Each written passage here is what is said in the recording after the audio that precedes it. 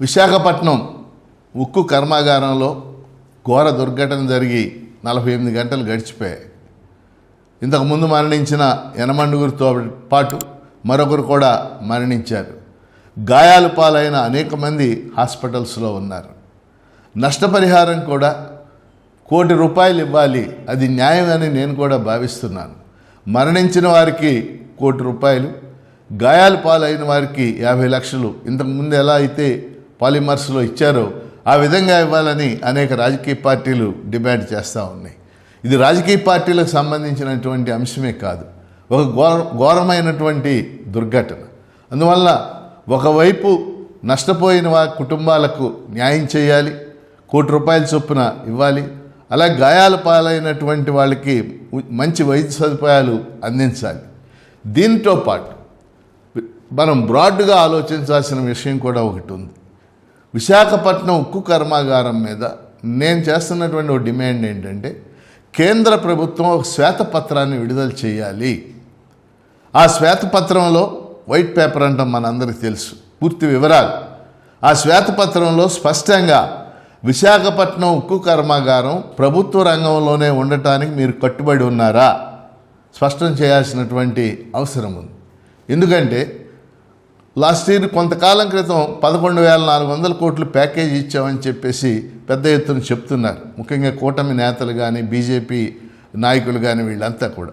కానీ ఈ 11,400 ప్యాకేజీలో ఎక్కువ భాగం బ్యాంకుల అప్పులు తీర్చడానికి, వీఆర్ఎస్ చేస్తున్నటువంటి ఉద్యోగులకు ఇవ్వటానికి ఆ 11,400 కోట్లు సరిపోయింది. నిజం చెప్పాలంటే విశాఖపట్నం ఉక్కు కర్మాగారం యొక్క నిర్వహణ సరిగా లేదు.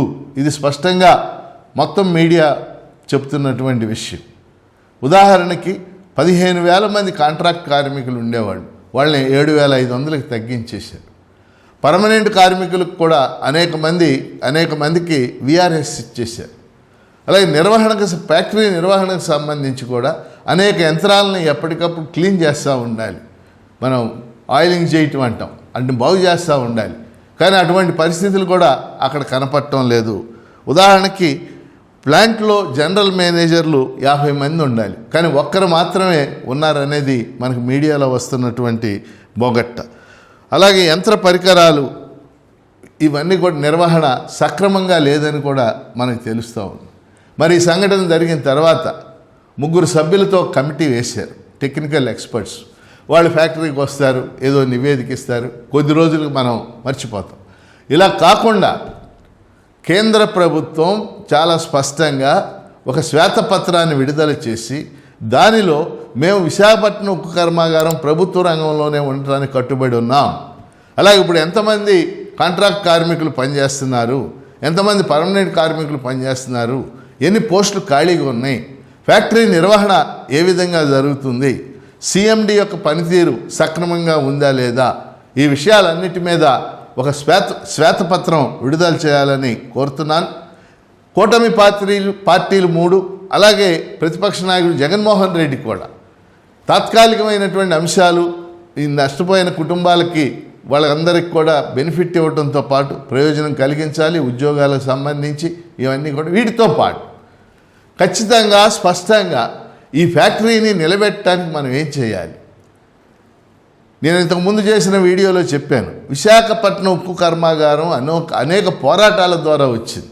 ఈ పోరాటాల ద్వారా వచ్చినటువంటి ఉక్కు కర్మాగారానికి గత 50 ఏళ్లుగా క్యాప్టివ్ మైన్స్ లేవు, అంటే సొంత ఉక్కు గనులు లేవు. ఉక్కు ఖనిజం కావాలి మనకి, ఇనప ఖనిజం అంటాం మనం.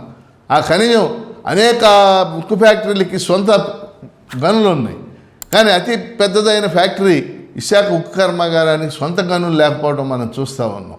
అందుకని ఆ సొంత గనులు కనుక కేటాయించినట్లయితే ఈ నష్టాల్లో చాలా వరకు తగ్గిపోయేటటువంటి పరిస్థితి ఉంటుంది. అందుకని కేంద్ర ప్రభుత్వం స్పందించాలి, దీని మీద ఒక శ్వేతపత్రాన్ని విడుదల చేయాలి.